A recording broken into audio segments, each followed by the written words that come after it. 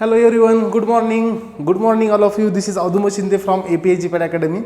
So last lecture we have studied about whole pharmacological action of insulin and it was very nice session की कोणत्या concept आपण बघितल्या, कोणत्या conceptual आपण लक्षात ठेवलं. अँड आताचा जो सेशन आहे हा लास्ट सेशन असेल तुमच्या इन्सुलिन चॅप्टरमधून. हा सेशन तुम्हाला हेल्प करेल तुमच्या कन्सेप्टसाठी, तुमच्या ऑब्जेक्टिव्ह पार्टसाठी. ठीक आहे, हा तुमच्या जे जीपॅडचे क्वेश्चन्स असतील त्याच्यासाठी. तर हे आहे तुमचं क्लासिफिकेशन आहे. कशाचं क्लासिफिकेशन आहे? हे इन्सुलिनचं क्लासिफिकेशन आहे. सो इन्सुलिनचे प्रिपरेशन जे आहेत it can be divided into 4 types. Ultra short acting, short acting, intermediate acting and long acting. ठीक आहे, अल्ट्रा शॉर्ट ॲक्टिंग त्याला तुम्ही रॅपिड ॲक्टिंग पण म्हणू शकता. ठीक आहे, शॉर्ट ॲक्टिंग आहेत, इंटरमिडिएट ॲक्टिंग आहेत आणि लॉंग ॲक्टिंग आहेत. ठीक आहे, हे जी पॉवर पॉईंट प्रेझेंटेशन आहे, जे तुमच्या रायटिंगचा पार्ट होता, जो रायटिंग पार्ट होता, जो आपण लिहितो तो पार्ट मी इथं कव्हर केलेला आहे by PowerPoint presentation. It's only for your notes preparation. त्या ओरिएंटेशननी तुमचे ऑब्जेक्टिव्ह टाईपचे क्वेश्चन्स हे येण्यासाठी हा पार्ट आपण अशा वेळी घेतोय. ठीक आहे, तर बघा हे जी आहे तुमची शॉर्ट ॲक्टिंग, यांची जी तुमचं ड्युरेशन ऑफ आहे आणि ऑनसेट ऑफ आहे. So first you should know what is mean by onset of action and duration of action. Is it clear to you? प्रत्येकाला हे कन्सेप्ट माहीत आहे का? Is every clear with duration of action and onset of action? हे plasma profile curve आपण study केला होता.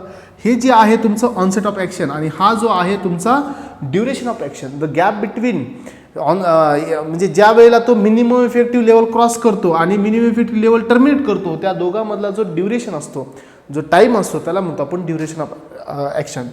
Point at which the concentration cross minimum effective level that is called onset of action. हे आपण clear केलेलं आहे आणि almost सगळ्या स्टुडंटला हे क्लिअर असेल. ठीक आहे, तर अशा प्रकारे या सगळ्यांचं ऑनसेट ऑफ टाईम एकच आहे, ड्युरेशन ऑप्शन एकच आहे. बट याच्यामध्ये मेन पॉईंट काय आहे की हा प्रेझेंट आहे मोनोमरमध्ये आणि हा रॅपिडली ॲक्टिंग आहे. कोणता? तुमचा apart insulin. Lispro insulin present as a monomer. हे लक्षात ठेवा, हे पॉईंट्स तुम्हाला विचारले जाऊ शकतात.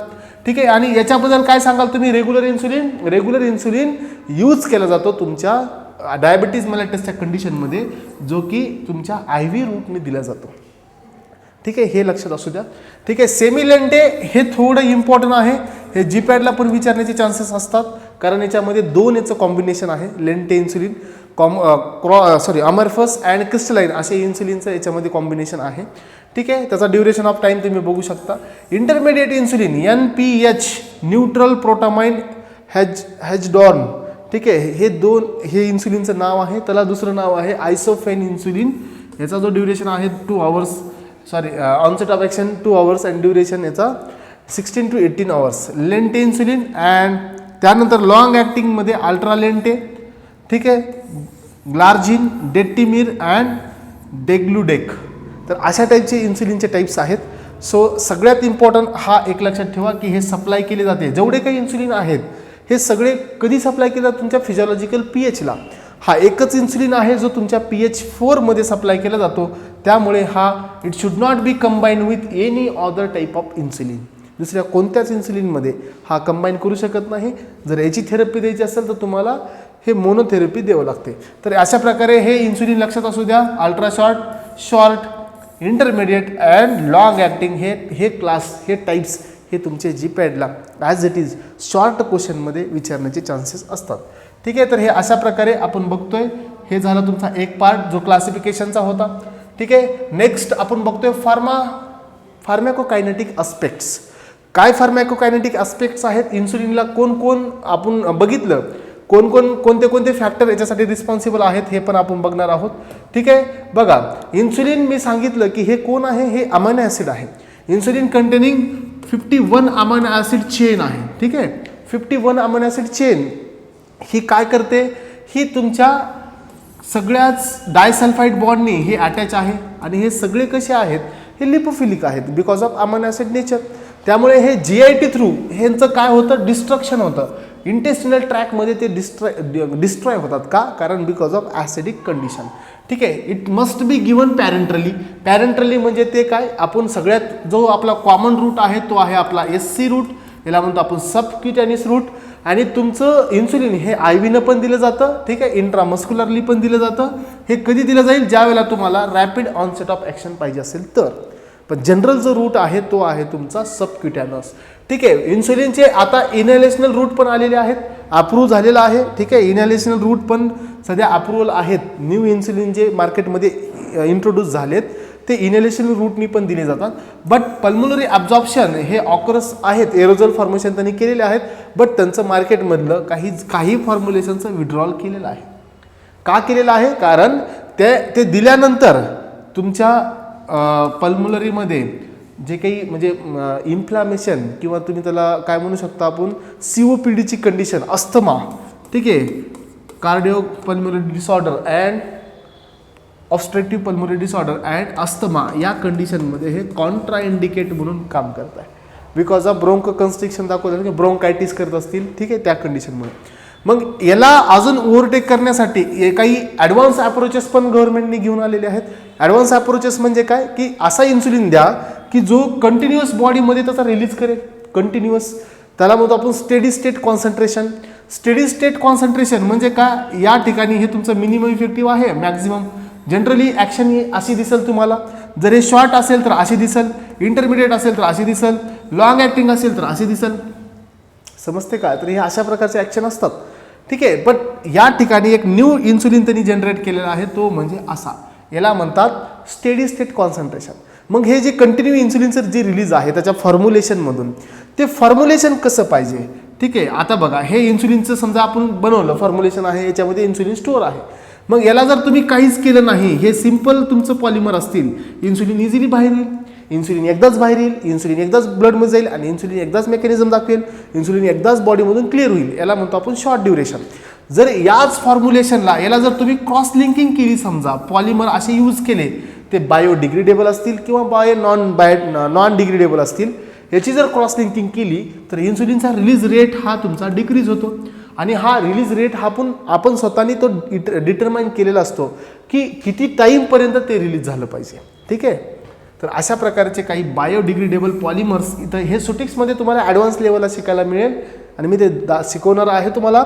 मायक्रोस्पेअरचे फॉर्म्युलेशन त्यांनी बनवलेले आहेत.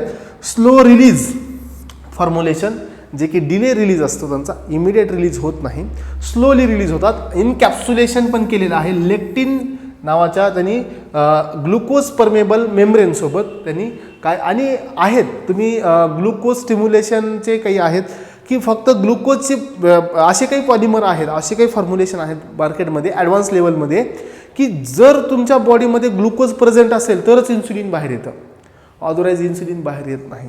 ग्लुकोज स्टिम्युलाय म्हणतो आपण त्याला, ग्लुकोज स्टिम्युलाय सेन्सिटिव्ह आहेत. असे काही परमेबल मेम्ब्रेन त्यांनी यूज केलेले असतात ज्यामुळे फक्त ग्लुकोजच्या प्रेझेन्समध्येच इन्सुलिन तुमचं फॉर्म्युलेशन रिलीज करतो, अदरवाईज नाही. ठीक आहे. अँड यांची जी इनॲक्टिवेशन आहे हे किडनी, लिव्हर याच्या थ्रू होतं. अँड 10% इन्सुलिन हे तुमच्या युरिनमधून एक्सक्रीट होतं. तर हे आहेत काही शॉर्ट पॉईंट जे तुम्हाला क्लिअरली लक्षात असावेत, तुमच्या नोट्समध्ये असावेत. It's only for your notes preparation. ठीक आहे. जर कधी तुम्हाला याच्यामधला काही क्वेश्चन आलाच तर तुम्ही तो क्वेश्चन देण्यासाठी एकदम तुम्हाला कोणत्याही प्रकारचं त्या ठिकाणी हिंड्रन्स आला नाही पाहिजे. ठीक आहे. आता जर समजा तुमचं रिनल इम्पेअरमेंट असेल, रिनल इम्पेअरमेंट म्हणजे काय की रिनल डिसीज म्हणजे तुमचा नेफ्रॉन हा प्रॉपरली काम करत नाही. अशा कंडिशनमध्ये तुम्हाला इन्सुलिनचा जो डोस आहे तो तुम्हाला कमी करावा लागतो. का?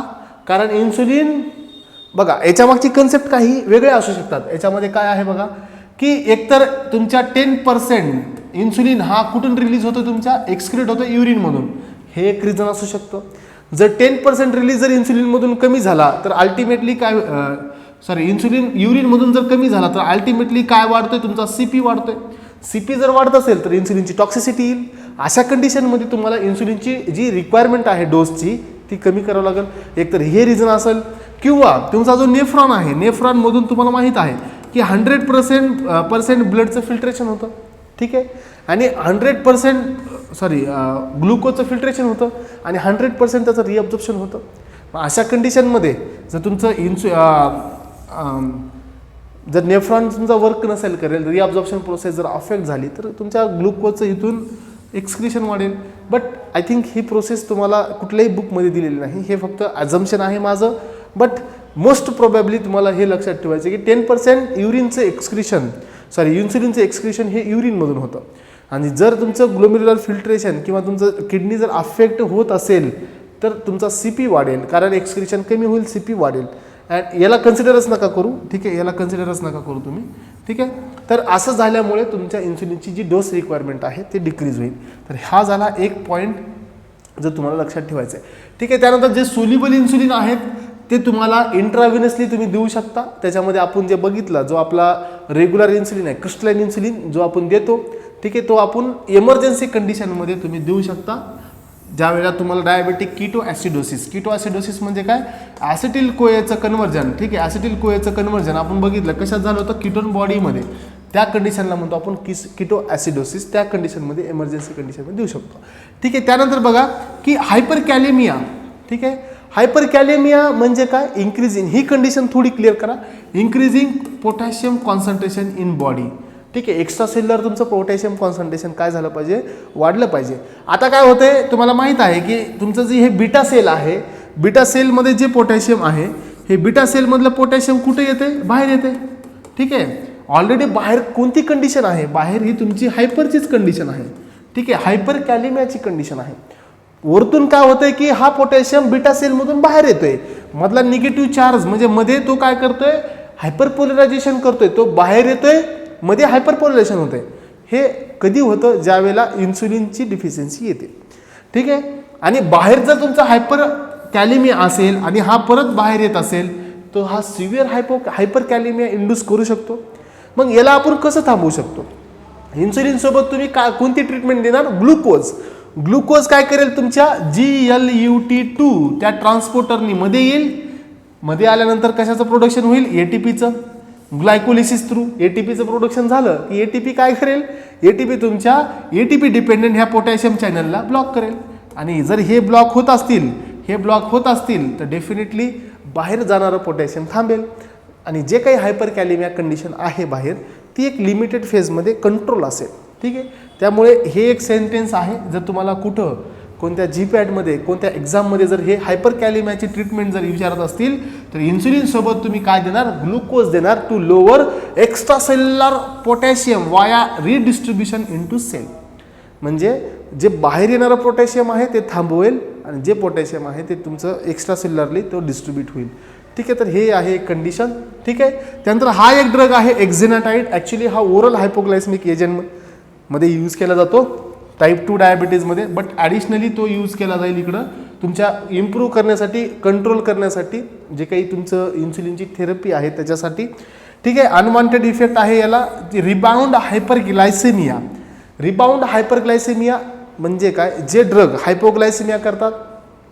आता इन्सुलिन हा कसा आहे, इन्सुलिन हा हायपोग्लायसेमियाचा एजंट आहे. इन्सुलिन हा काय करतोय, तुमचं हायपर टू कुठे घेऊन येतो, हायपर टू नॉर्मलला. याचं पहिलं काय आहे, हायपर टू नॉर्मलला घेऊन येईल फर्स्टली. आणि जर याचं ओव्हर प्रोडक्शन झालं तर हा कुठं जाईल, तुमच्या हायपोला. हे तर सगळ्यांना क्लिअर आहे, हे ऑलरेडी आपण आतापर्यंत बघायला आलो. बट इन्सुलिनला जे काउंटर ॲक्टिंग जे हॉर्मोन्स सांगितले मी, ग्लुकॅगोन असेल, ॲड्रिनलिन असेल, ठीक आहे, ग्लुकॅगोन आहे, ॲड्रिनलिन आहे, ठीक आहे. त्यानंतर तुमचा इफिनेफ्रिन आहे, हे इन्सुलिनला काउंटर ॲक्ट करतात. जर इन्सुलिन जर हायपो करत असेल तर हे लगेच यांच्या प्रोसेसनी काय करतात, ह्या हायपोचं नॉर्मलला घेऊन यायचा प्रयत्न करतात. बट यांचं जर ओव्हर स्टिम्युलेशन झालं तर हे हायपोचं नॉर्मलला येण्या ठिकाणी हायपोचं हायपरला जातं. याला म्हणतात रिबाउंड हायपरग्लायसेमिया, ठीक आहे. तर हे रिबाउंड हायपरग्लायसेमिया सोमोगी म्हणा इफेक्ट हा तो आहे ज्याला आपण रिबाउंड हायपरग्लायसेमिया म्हणतो, ठीक आहे. इन्सुलिन इंड्यूस हायपोग्लायसेमिया आणि त्याच्या काउंटर रेग्युलेटरी हॉर्मोन्सनी हा तुम्हाला काय मिळतो, रिबाउंड हायपरग्लायसेमिया, ठीक आहे. सोमोगी इफेक्ट त्याचं प्रोनाउन्सिएशन आणि हा इफेक्ट कधी विचारला तर तुम्हाला माहीत असावा, ठीक आहे. तर या आतापर्यंत आपण 1 बाय 1 बघतोय. अजून आपल्याला काही कॅरेक्टर्स बघायचे आहेत, जे छोटे छोटे पॉईंट्स आहेत, जे रायटिंग पार्ट आहे. इथं कोणत्याही प्रकारची कन्सेप्ट नाही, जी कन्सेप्ट आहे ती मी इथं एक्सप्लेन करतोय, ठीक आहे. जे रिबाउंड असेल किंवा मी जे काही बोलतोय ते इथं मी एक्सप्लेन करायचा प्रयत्न करतोय, ठीक आहे. तर त्यानुसार तुम्हाला जे तुमचं जे बेसिक आहे हे आता बघा, रूट ऑफ ॲडमिनिस्ट्रेशन, जेवढे काही मी सांगितलं तुम्हाला, जेवढे काही आपले इन्सुलिन आहेत हे सगळे कोणत्या pH ला दिली जातात, न्यूट्रल pH ला. 7.2 to 7.4. एक्सेप्ट हा जो आहे ग्लार्जिन हे सांगितला होता pH4 मध्ये दिला जातो. ठीक आहे, हे कोणत्या pH ला दिलं जातं? pH4. So it can not be mixed with any other insulin. कोणत्याच इन्सुलिन सोबत हे मिक्स केलं जात नाही, कारण हा सेपरेट pH ला दिला जातो. तर हे झाला तुमचा एक पॉईंट जो तुम्हाला राईट डाऊन करायचा आहे.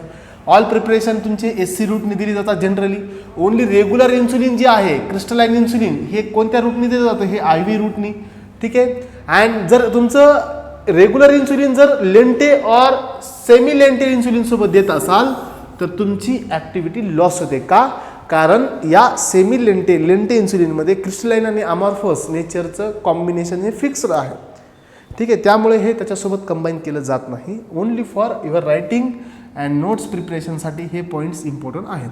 ठीक आहे. इनहेलेशनल इन्सुलिन जे आहेत एक्झुबेरा हे एक इन्सुलिन आहे, एक त्याचा ब्रँड नेम आहे. हा लंग्स कॅन्सर इंड्यूस करत होता, fibrosis because of inflammation in lungs. त्यामुळे याचं जे काही आहे FDA मधून याचं काय झालेलं आहे? विड्रॉल केलेलं आहे. आणि त्यासाठी बघा त्याच्या ठिकाणी यांनी न्यू इन्सुलिन अफ्रेझा हा FDAने अप्रूव्ह केलेला आहे टाईप 1 डायबिटीज मेलायटिससाठी. It should not be given with chronic lung diseases like asthma. तर हे तुम्हाला मी मागे बी बोललेलो आहे मागच्या काही मिनिटापूर्वी की इनहेलेशनल इन्सुलिन मार्केटमध्ये आहेत, बट जे काही ते अशा प्रकारचे ड्रॉबॅक्स दाखवतात त्यांचं मार्केटमधून इमिडिएटली विड्रॉल केलेलं आहे. ठीक आहे. आणि नवीन पण आता हे अफ्रेझा हा न्यू मार्केटेड आहे, बट हा कोणत्या पेशंटमध्ये जर नाही ज्याला ऑलरेडी लंग्सचे डिसीज आहे, ज्याला COPD असेल, अस्थमा असेल, तरी त्या पर्सनला हे दिला जात नाही. लिस्प्रो, ग्लुलिसिन अँड अस्पार्ट हे सगळे कसे आहेत? स्मॉल लेटर आहेत. त्यामुळे हे सगळे कसे आहेत? तुमचे शॉर्ट ॲक्टिंग आहेत. इन्सुलिन डेग्लुडेक हा लॉंगेस्ट ॲक्टिंग इन्सुलिन आहे. आणि बाकीच्या जसं आपण बघितला की हा जो आहे तुमचा ग्लार्जिन हा कुठंच मिक्स केला नव्हता, बट हा जो इन्सुलिन आहे हा कोणत्याही इन्सुलिन सोबत मिक्स केला जातो. ठीक आहे. Unlike glargine it can be mixed with other insulin. ठीक आहे. आणि जेवढे काही इन्सुलिन आहेत या सगळ्या इन्सुलिनमध्ये बफर प्रेझेंट आहे. ठीक आहे. फॉस्फेट बफर असेल, ॲसिटेट बफर असेल, एक्सेप्ट ठीक आहे रेग्युलर इन्सुलिन, ग्लुलिसिन, ठीक आहे, आणि ग्लार्जिन या सगळ्या या इन्सुलिनमध्ये तुमचं रेग्युलर बफर प्रेझेंट नाही आहे. हे फक्त रायटिंग पार्ट आहेत, हे एक्झाम पॉईंट ऑफ व्ह्यू जास्त इम्पॉर्टंट नाही आहेत. बट जर कधी आलाच क्वेश्चन बेसिकवरून किंवा काही रायटिंग पार्टवरून तर ते तुम्हाला माहीत असायला पाहिजे. त्यामुळे आपण एवढं सगळं तुम्हाला मी देतो आहे, अदरवाईज हे सगळं देण्याची काही गरज नाही. ठीक आहे. बघा हे आता आपले काही फॉर्म्युलेशन आहेत इन्सुलिनचे. हा पार्ट मात्र इम्पॉर्टंट आहे. ठीक आहे. हे जी मी सांगत होतो तुम्हाला लेंटे इन्सुलिन. ठीक आहे. लेंटे इन्सुलिनबद्दल तुम्हाला माहीत असायलाच पाहिजे. लेंटे इन्सुलिन काय आहे? हे एक इन्सुलिन असं आहे की ज्यामध्ये तुमचं काय काय प्रेझेंट आहे? क्रिस्टलाइन पण आहे आणि ॲमॉर्फस पण आहे. क्रिस्टलाइन जे आहेत ते कसे पार्टिकल आहेत? लार्ज पार्टिकल आहेत, प्रॅक्टिकली इन्सुलिबल आहेत. याला म्हणता आपण अल्ट्रा लेंटे. सगळ्यात जास्त इम्पॉर्टंट हाच आहे जो तुम्हाला इम्पॉर्टंटली कधी कधी विचारला जाऊ शकतो. ठीक आहे. अल्ट्रा लेंटे हा तुमचा क्रिस्टलाइनचा पार्ट आहे, इन्सोल्युबल आहे. आणि याच इन्सुलिनमध्ये तुमचे स्मॉलर पार्टिकल आहेत, त्यालाच आपण ॲमॉर्फस म्हणतो, त्याला म्हणणार आपण सेमी लेंटे. ठीक आहे. हे कॉम्बिनेशन आहे तुमच्या अल्ट्रा लेंटे आणि सेमी लेंटेचं. तुम्ही बघा अल्ट्रा लेंटे हा लॉंग ॲक्टिंगमध्ये दिलेला आहे. ठीक आहे. सेमी लेंटे हा तुमचा शॉर्ट ॲक्टिंग आहे. आणि याचं त्यांनी 70% आणि 30% काय केलं? रेशिओ बनवला. आणि त्यांनी कशाचं फॉर्म्युलेशन बनवलं? लेंटे इन्सुलिनचं. आणि हे इम्पॉर्टंटली तुम्हाला आपल्या GPADला विचारलेलं आहे. ठीक आहे. त्यानंतर नेक्स्ट इन्सुलिन जे आहे ह्युमन इन्सुलिन. ह्युमन इन्सुलिन हे DNA रिकॉम्बिनंट टेक्नॉलॉजीपासून कोलाय या मायक्रो ऑर्गॅनिझमपासून बनवलेलं आहे. ठीक आहे. हे पण एक इम्पॉर्टंट पॉईंट आहे तुमच्या रायटिंग पार्टसाठी. इन्सुलिन लिस्प्रो हे जे आहे या इन्सुलिनवर तुमच्या कार्बॉक्सी टर्मिनलवर B28 आणि B29 पोझिशनला, हे बी काय आहे? जी तुमची इन्सुलिनची जी बीटा चेन आहे त्या चेनच्या B28 आणि 9 पोझिशनला प्रोलिन अँड लायसिन ग्रुपची त्यांनी रिप्लेसमेंट केलेली आहे. आणि हे व्हेरी वीक हेक्झामर इन्सुलिन आहे. ठीक आहे. More rapidly acting but shorter time than neutral insulin. Rapidly act करतं, बट त्याचा जो टाईम आहे, ड्युरेशन, तो शॉर्ट आहे तुमच्या नॅचरल इन्सुलिनपेक्षा. ठीक आहे. इन्सुलिन अस्पार्ट. ठीक आहे. ॲक्च्युली हे अस्पार्टच आहे, तिथं अपार्ट झालं होतं, हे अस्पार्टच आहे आय थिंक. प्रोलिनचे जी सबस्टिट्यूशन आहे इन्सुलिनमध्ये, जे तुमच्या कुठल्या इन्सुलिनमध्ये आहे, ह्युमन इन्सुलिनमध्ये, ते त्यांनी रिप्लेस केलेलं आहे अस्पार्टिक ॲसिड्सनुसार. त्या ठिकाणी प्रोलिनच्या ठिकाणी त्यांनी काय टाकलं, अस्पार्टिक ॲसिड ह्युमन इन्सुलिनवर, त्यामुळे याला म्हणलेलं आहे इन्सुलिन अस्पार्ट. अस्पार्टिक ॲसिडची त्यांनी रिप्लेसमेंट केलेली आहे. अँड यामुळे काय होतं की त्याची टेंडन्सी चेंज होते सेल्फ ॲग्रिगेशनची. आपण बघितलं होतं की इन्सुलिनचं ॲग्रिगेट फॉर्म होतं, इन्सुलिनचं प्रोटोलायटिक ब्रेकडाऊन होतं. तर हे एक त्याचा एक स्मॉल पॅरामीटर आहे जे तुम्हाला लक्षात ठेवावं लागेल. ठीक आहे. इन्सुलिन ग्लुलिसिन हा जो अनदर रॅपिडली ॲक्टिंग इन्सुलिन आहे. ठीक आहे. लायसिन जो डेरिटिव्ह आहे, ठीक आहे, लायसिन डेरिटिव्ह त्यांनी रिप्लेस केलेला आहे तुमचा ॲस्पॅराजिननी at 23 number and glutamic acid replace by lysine at 29 number. हे छोटे छोटे पॉईंट्स आहेत जे तुम्हाला राईट डाऊन, फक्त ओनली फॉर इन्फॉर्मेशन. कोणतीही कन्सेप्ट नाही, काहीही नाही, फक्त तुम्हाला माहीत असायला पाहिजे, त्यामुळं तुम्हाला हे सांगत आहे. ठीक आहे. तर अशा प्रकारे हे सगळे फॉर्म्युलेशन कवर झालेत का बघा. लेंटे काय आहे, सेमी लेंटे काय आहे, अल्ट्रा लेंटे काय आहे हे पण बघून घ्या. त्यानंतर ह्युमन इन्सुलिन रिकॉम्बिनंट टेक्नॉलॉजी ते पण बघा. लिप्स प्रो म्हणजे प्रोलिन आणि लायसिनचं त्यांनी काय केलं आहे, कार्बॉक्सी टर्मिनलवर त्यांनी रिप्लेसमेंट केलेली आहे पोझिशन 28, 29ला. त्यानंतर हा वीक हेक्झामर आहे. नॅचरल इन्सुलिनपेक्षा याची जी ॲक्शन आहे, ड्युरेशन ती शॉर्टर आहे. अस्पार्टेटमध्ये त्यांनी अस्पार्टिक ॲसिड टाकलेला आहे, कुणाच्या ठिकाणी, प्रोलिनच्या ठिकाणी, ह्युमन इन्सुलिनच्या 28 नंबर चेन अमोनो ॲसिडच्या ठिकाणी. ठीक आहे. त्यानंतर हा जो आहे ग्लुलिसिन, या ठिकाणी तुम्हाला लायसिनची रिप्लेसमेंट केलेलं आहे ॲस्पॅराजिन ॲट 23 नंबर अँड ग्लुटामिक ॲसिडची त्यांनी रिप्लेसमेंट केलेली आहे लायसिन ॲट 29 नंबर. तर हे झाले तुमचे बेसिक रायटिंग पार्ट, जो तुम्हाला कधी ना कधी हा इम्पॉर्टंट आहेच. ठीक आहे. तर अशा प्रकारे हे छोटे छोटे पॉईंट्स आहे जे तुमचे मी इथं कव्हर करतोय. ठीक आहे. अजून एक इम्पॉर्टंट आहे हा इन्सुलिन ग्लार्जिन, हा आपण बघतोय. ठीक आहे. इन्सुलिन ग्लार्जिन हा अनदर आहे जो मॉडिफाईड इन्सुलिन आहे, जो तुमच्या पोस्ट ॲब्झॉर्प्टिव्ह बेसल इन्सुलिन सिक्रिशनसाठी, म्हणजे पोस्ट ॲब्झॉर्प्टिव्ह म्हणजे काय, ज्या वेळेला तुम्ही जेवण केल्यानंतर जे ग्लुकोज ॲब्झॉर्ब होतं बॉडीमध्ये, त्याच्या कंटिन्युअस त्याच्या कंट्रोलसाठी हा इन्सुलिन दिला जातो. लॉंग ॲक्टिंग आहे. 2 ॲडिशनल आर्जिनिन रेसिड्यू याच्यावर प्रेझेंट आहे त्याच्या कार्बॉक्सी टर्मिनलला, म्हणजे सी टर्मिनलला. हे एक पॉईंट आहे. त्यानंतर बघा जे बीटा चेनमध्ये आणि glycine replace with asparagine at 21 carbon, 21 amino acid. हे पण पॉईंट आहे, छोटे छोटे पॉईंट आहेत. इफ इट इज मी जर हे रायटिंगमध्ये देत असेल तर तुम्हाला एवढं सगळं प्रॉपरली मिळालं नसतं. ठीक आहे. इन्सुलिन ग्लार्जिन हे क्लिअर सोल्युशन आहे देताना, हे एकदम क्लिअर आहे. बट ज्या वेळेला तुम्ही याला देणार त्यावेळेला हे मायक्रो प्रेसिपिटेट फॉर्म करणार ॲट फिजिओलॉजिकल pH. ठीक आहे. टिश्यूमध्ये आणि सबक्युटेनियस साईड टू तुमच्या ब्लडमध्ये याचं ॲब्झॉर्प्शन कसं होणार, प्रोलॉंग होणार. म्हणजे देताना हे कसं आहे, सोल्युशन हे तुमचं क्लिअर आहे. जर तुम्ही याला सबक्युटेनियस रूटने देत असाल तर हे काय करेल, तुमच्या SCच्या टिश्यूमध्ये pH डिपेंडंट फिजिओलॉजिकल pHला त्याचं प्रेसिपिटेट फॉर्म होईल. आणि जर ते प्रेसिपिटेट फॉर्म करत असतील, ॲक्च्युली अशा इन्सुलिनमुळे टिश्यू डॅमेजचे चान्सेस खूप जास्त असतात. टिश्यू नेक्रोसिस होऊ शकतं. ठीक आहे. टिश्यूची डेथ होऊ शकते because of that micro precipitate. आणि यांचं या ब्लडमध्ये ॲब्झॉर्प्शन हे कसं होणार, डिले. कारण बघा हे सॉलिड लवकर येणार की लिक्विड लवकर येणार, लिक्विड. बट हे सॉलिड असल्यामुळे यांचं जो ॲब्झॉर्प्शन आहे ते स्लो होतं, डिले होतं. ठीक आहे. लास्ट आहे इन्सुलिन डेक्टिमिर. हा एकच इन्सुलिन आहे ज्या इन्सुलिनमध्ये मायरिस्टॉईल फॅटी ॲसिड रॅडिकल्सची अटॅचमेंट आहे तुमच्या अमायनो ॲसिडच्या 29 पोझिशनला. ठीक आहे. तर हे एक इन्सुलिन आहे डेक्टिमिर. हे मॅरिस्टॉईल हा एक फॅटी ॲसिड आहे जो की या इन्सुलिनमध्ये प्रेझेंट आहे. ठीक आहे. आतापर्यंत बघितलं कुठल्याही याच्यामध्ये तुमचा फॅटी ॲसिड प्रेझेंट नव्हता, बट या इन्सुलिनमध्ये फॅटी ॲसिड प्रेझेंट आहे. ठीक आहे. त्यानंतर बघा तुमच्या काही इंटरॅक्शन आहेत, इन्सुलिनच्या इंटरॅक्शन जे आपल्या बॉडीमध्ये तुम्हाला दिसतात. तर हे इंटरॅक्शन नॉन सिलेक्टिव्ह आपल्याला माहीत आहे. जर तुम्ही बीटा ब्लॉकरची थेरपी घेतली नॉन सिलेक्टिव्ह. तर बीटा 2 रिसेप्टर रिस्पॉन्सिबल आहे इन्सुलिन रिलीजला. जर इथं ब्लॉक झाला तर हायपरग्लायसेमिया होतो.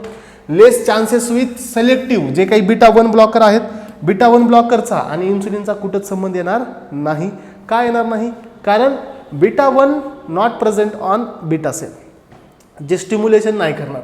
त्यामुळे हे सगळे जे काही ड्रग्स हे आहेत बीटा ब्लॉकर, हे या कंडिशनमध्ये आपले कॉन्ट्रा इंडिकेटेड असतात, नॉन सिलेक्टिव्ह.